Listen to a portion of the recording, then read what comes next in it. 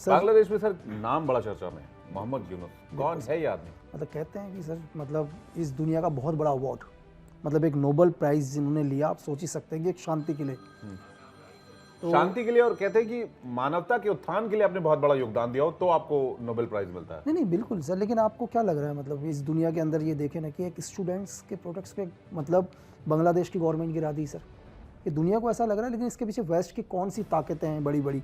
आज देखो ना कि मतलब जो भी ये बोल रहे हैं, मतलब वर्ड्स इनके नहीं है, सिर्फ आवाज़ इनकी है, वर्ड्स किसी और के हैं। ये जो भी वर्ड्स हैं जो वहाँ के यूथ बोल रहे हैं या जो वहाँ के लोग बोल रहे हैं, ये कंटिन्यू हिंदू टेम्पल्स को जलाया जा रहा है। मतलब यही एक गलती पाकिस्तान ने करी थी और बांग्लादेश को भी इस चीज़ से पता लगाना है। मतलब पाकिस्तान ने 400 टेम्पल्स को जलाया था, लेकिन आज पाकिस्तान भीख मांग रहा है सर। आज रोटी नहीं है पाकिस्तान के पास खाने के लिए।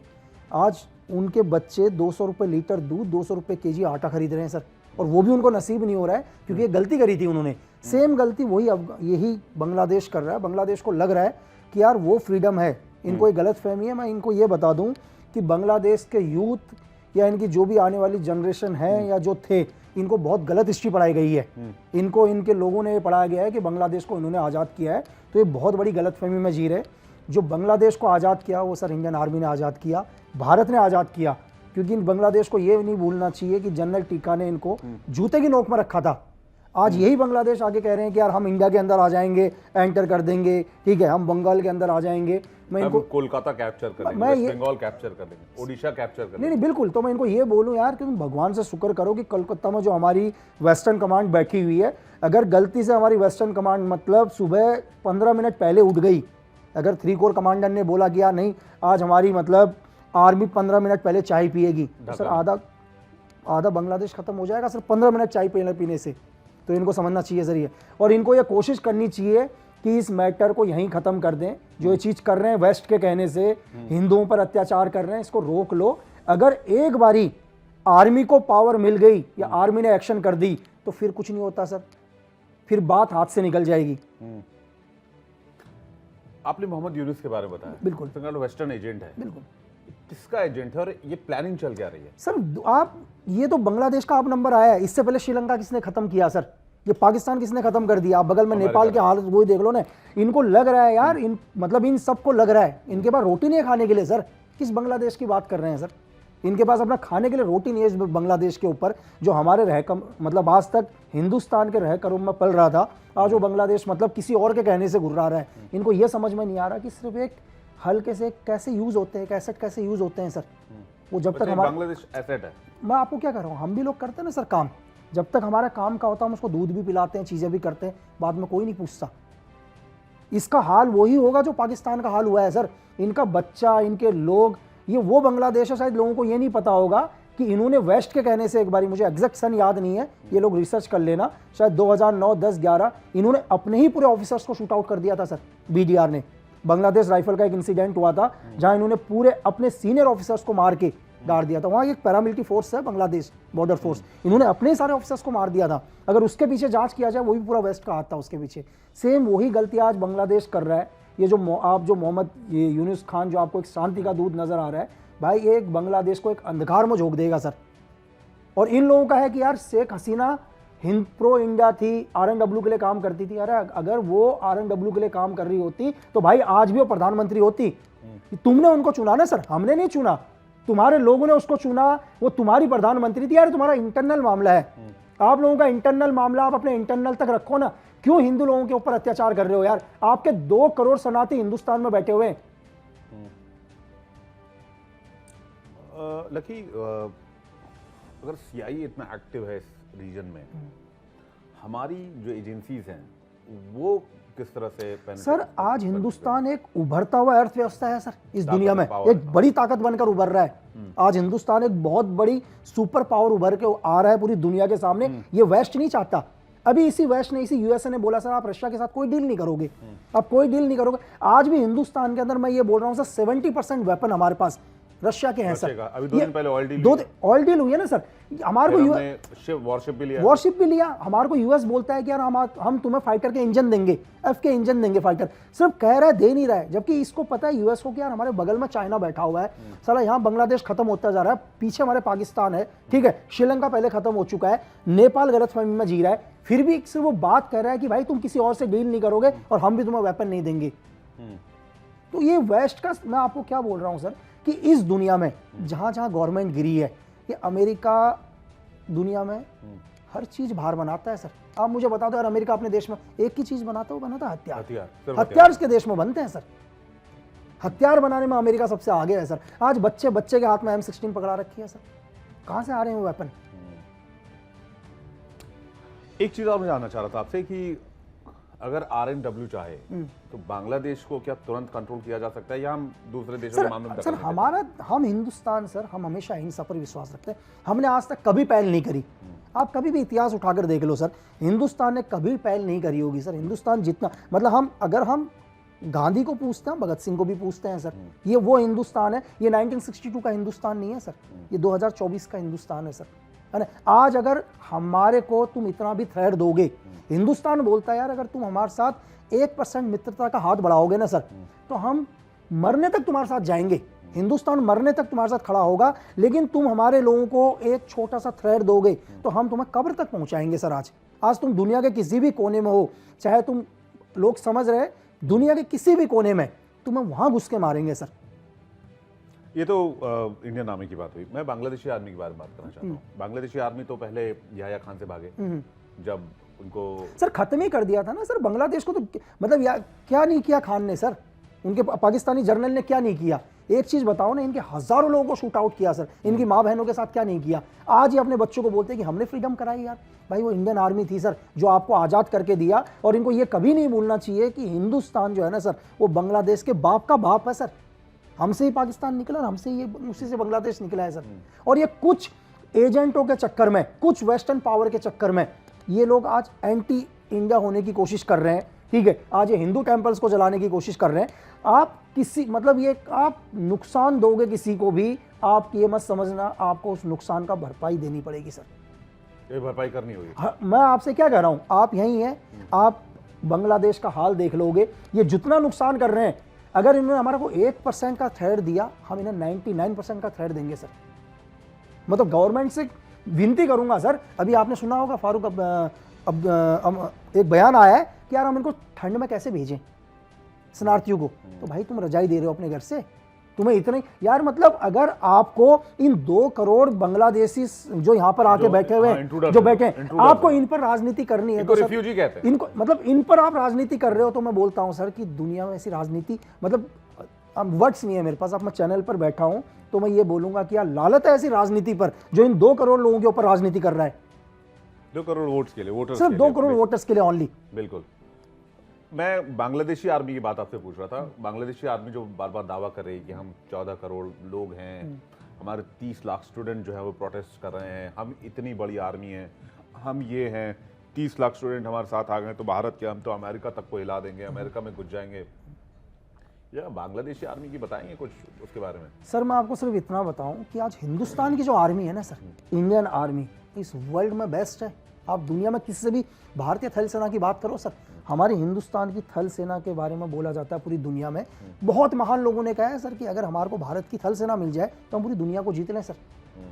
मैं आपसे बहुत बोल रहा हूँ सर, विथिन पूरे बांग्लादेश को कैप्चर करने में 72 घंटे नहीं लगेंगे इंडियन आर्मी को, ओनली 72 आवर्स। ये सिर्फ वेस्ट है, यूक्रेन को खत्म कर दिया सर उन्होंने, यूक्रेन खत्म कर दिया सर। आज आप एक, क्या यूक्रेन था सर, हमारे भी बच्चे जाते थे एमबीबीएस करने के लिए। मैंने बहुत सुना है कि यार बच्चे, छोटे छोटे बच्चे क्या है कि एमबीबीएस करने के लिए यूक्रेन में जा रहे हैं। आज यूक्रेन को 100 साल पीछे फेंक दिया सर। आज 100 ईयर्स पीछे जा चुका है यूक्रेन। मुझे लग रहा है कि 50 साल तो उसका मलबा उठाने में लग जाएगा सर। ये किसने किया? सिर्फ वेस्ट ने किया सर। सिर्फ किसके लिए? कि रशिया को बैकफुट फेंका जाए, क्योंकि डायरेक्ट नहीं आया। अब इन्हें पता है कि यार हिंदुस्तान एक बढ़ती हुई अर्थव्यवस्था आ रहा है, क्यों कैसे हिंदुस्तान को उलझा के रखे। और उलझाने के चक्कर में भाई यूक्रेन 100 साल पीछे गया तो वो तो फिर भी एक डेवलपमेंट कंट्री था सर, वो तो फिर भी 101 साल में बन जाएगा। ये तो आने वाले 1000 साल में नहीं बन पाएंगे सर। यानी कि ये इंडिया को कॉर्नर करने के लिए वाया बांग्लादेश आ रहे हैं। सर वेस्ट हमेशा करता ही है। सर वेस्ट ने आज तक डायरेक्ट कौन सी लड़ाई लड़ी है सर? वियतनाम के घाव अभी तक नहीं निकले उसके। अब इसके बाद बताओ जो मुझे, अफगानिस्तान के कौन से निकले? क्या किया उन्होंने 22 साल तक अपनी आर्मी डाल के अफगानिस्तान में? विड्रॉल करना पड़ा ना सर इन्हें, करना पड़ा ना विड्रॉल को लास्ट में। मतलब इनका यही है सर इस दुनिया के अंदर। मैं आपको ये बोलता हूं कि अकेले सीआई ने इस दुनिया में 59 से लेकर 62 देशों की गवर्नमेंट गिराई है सर, बर्बाद करके रख दिया। आप इतिहास उठा के देख लो, हिस्ट्री उठा के देख लो, जिसने इनके साथ दोस्ती करी वो बर्बाद हुआ सर। इनको सिर्फ अपना फायदा चाहिए, बाकी इन्हें कोई मतलब नहीं है लोग बर्बाद हो जाएं। सर 1-1 लाख लोगों को घर से बेघर कर दिया अभी। अब चल रहा है ना हर जगह। मिडिल ईस्ट का हाल देख लो सर आप। इसके पीछे कौन है? आपको क्या लग रहा है कि एक छोटे से कुछ एक विद्रोही किसी देश की गवर्नमेंट को गिरा देंगे? कुछ एक स्टूडेंट मिलकर सर इतनी बड़ी मतलब एक गवर्नमेंट को गिरा देंगे सर? नहीं, पैसे का खेल तो होगा। नहीं, पैसे से लेकर सब चीज, नो ओनली पैसा नहीं, पॉलिटिकल पावर, पूरा पॉलिटिकल सपोर्ट, पॉलिटिकल पावर पूरा साथ में सर। आर्मी को ही पैसा गया होगा sir, you never know, CI ने खरीद लिया होगा। मैंने आपको क्या बोला सर? पूरा मिलिट्री पावर, पूरा मनी, पूरा पॉलिटिकल पावर। कभी भी जब यूएस किसी देश की गवर्नमेंट को, आप साइक्लोन वॉर सर जो उन्होंने रशिया में स्टार्ट किया यूएसएसआर में, आज पूरी दुनिया के अंदर जो आप टेररिज्म देख रहे हैं, आतंकवाद देख रहे हैं, आईएसआईएस देख रहे हैं, अलकायदा देख रहे हैं सर, ठीक है, ये किसकी देन है सर? ये देन सिर्फ सीआईए की है।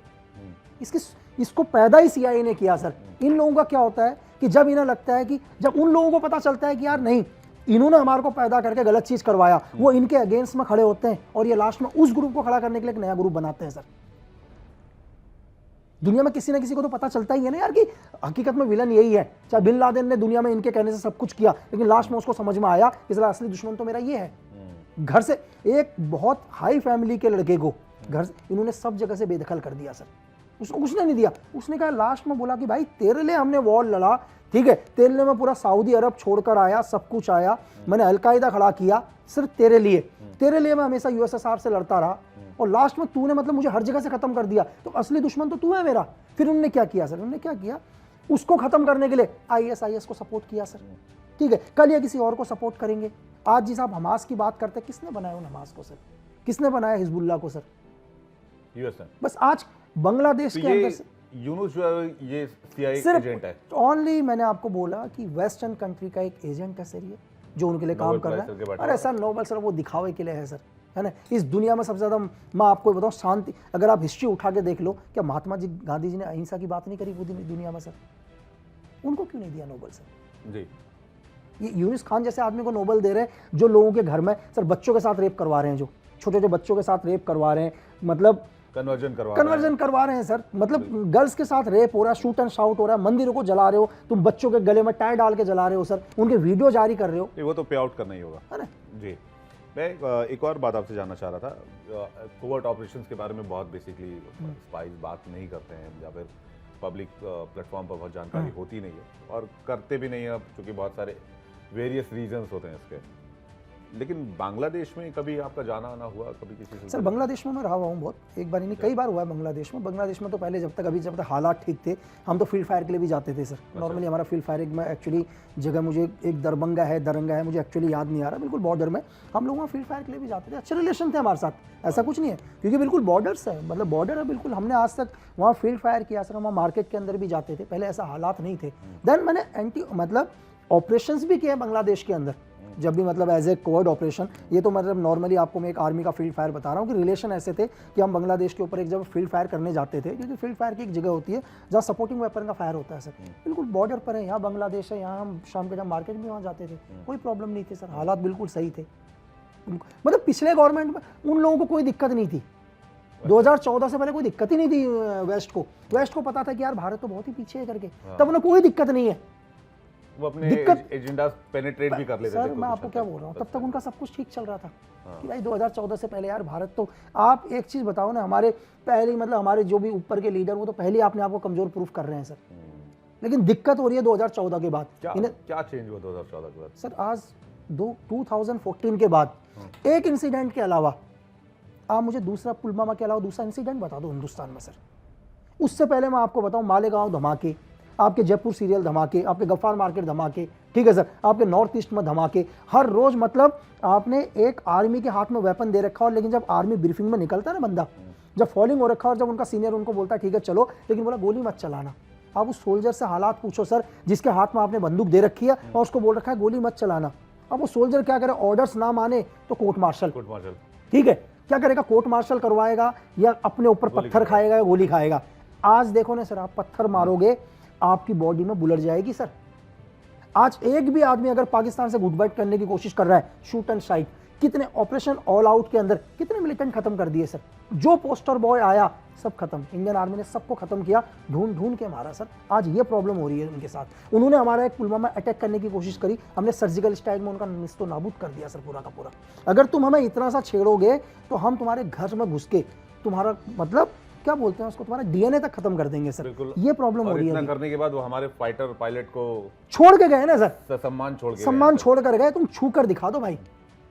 तो ये है सर, ये दिक्कत हो रही है सर वेस्ट को। अच्छा, ये प्रॉब्लम वेस्ट को आज हम पता है सर, ये तो हो गया एक आर्मी की बात। मैं आपको एक, जो लोग बोलते हैं कि यार हिंदुस्तान, तो मैं आपको बताऊं, जब भी कोई डेलीक्रेट्स दिल्ली में उतरता है ना सर, तो हम उसको नॉर्मली मार्केट में लेके जाते हैं, सब्जी मंडी, बिल्कुल जहाँ तंग गलियों के अंदर, हम उसको दिखाते हैं कि देख ये सब्जी बेच रहा है ना, हम इसको 20 रुपए जो पेमेंट कर रहे हैं वो इसके अकाउंट में जा रहा है, ये वो भारत है, इसका पैसा सीधे इसके बैंक अकाउंट में जा रहा है। ये 2016 का हमारा यूपीआई है, जिसको आज फ्रांस से लेकर सर, स्विट्जरलैंड से लेकर, ठीक है सर, जिसको यूज कर रहे हैं। लेकिन आप ये वेस्ट पूरी दुनिया को नहीं बताएगा सर, इस चीज को वेस्ट को नहीं बताएगा पूरी दुनिया को। आज दुनिया के पावरफुल लोगों में सर, आप हिंदुस्तान के कौन लोग नहीं है दुनिया के पावरफुल लोगों में? इस चीज से प्रॉब्लम हो रही है वेस्ट को। बिल्कुल, मुझे लगता है वेस्ट इसी फिराक में लगा हुआ है कि कैसे इंडिया को सर वो तो चाहता है सर, वो तो जैसे रशिया को वॉर में फंसा है, इंडिया भी एक वॉर में फंसा है। इंडिया एक बार वॉर में फंस जाए, एक बार इंडिया क्या करे, इस बांग्लादेश वॉर में फंस जाए, तो मैं इस वॉर को खत्म ही नहीं होने दूंगा, चाहे बांग्लादेश का कोई बचे या ना बचे। लेकिन डोनाल्ड ट्रंप भी तो आ रहे हैं, वो तो 20 तारीख को पता चलेगा कि नेक्स्ट स्टेप क्या होने वाला है। लेकिन मैं आपको ये बताऊं कि नेक्स्ट स्टेप कुछ होगा ना होगा, यूक्रेन वॉर बंद होगा सर। अभी यूक्रेन वॉर को स्टॉप किया जाएगा, ये मेरा पॉइंट ऑफ व्यू है सर। मोहम्मद यूनुस को भी तो लग रहा है उसने बड़ी गलती कर दी। बाइडेन अगर चुनाव जीत जाते सर, मैंने तो यूनुस को लगता है कि तीतर के हाथ बटेर लग गई। सर मैंने आपसे कहा कि इनको इसका खामियाजा भुगतना पड़ेगा सर। अच्छा, इनका खामियाजा भुगतना पड़ेगा। जिसने भी किसी इनोसेंट के ऊपर हाथ उठाया ना सर, महीना भर, 6 महीना, साल भर आप रिजल्ट सुनोगे, आपको खबर आएगा फलाना मारा गया, फलाना वहां मारा गया, फलाना गायब हो गया, एक एक्सीडेंट में मारा गया। आपको ये रिपोर्ट आप ही दोगे सर यहीं से। अच्छा, कहते हैं कि भाई चिकन नेक को बंद करके उधर नॉर्थ ईस्ट अलग कर दो, बांग्लादेश का कितना पावर है। बिल्कुल बिल्कुल सर, मैं कहता हूँ, मैंने आपसे बोला सर वितिन आप महीने भर, 2 महीने आप हर रोज यहीं से एक न्यूज़ रूम से दोगे कि बांग्लादेश के अंदर आज ये अलग चला, जो नेता था, जो टेररिस्ट था, ये मारा गया, ये मारा गया। आप कंटिन्यू न्यूज़ आएंगे आपकी, लेकिन कौन मार रहा होगा कोई नहीं पता सर। बिल्कुल, लेकिन खामियाजा तो भुगतना पड़ेगा। मैं एक घटना को रिलेट कर पा रहा हूँ, क्या कई इंसिडेंट रिलेट कर पा रहा हूँ।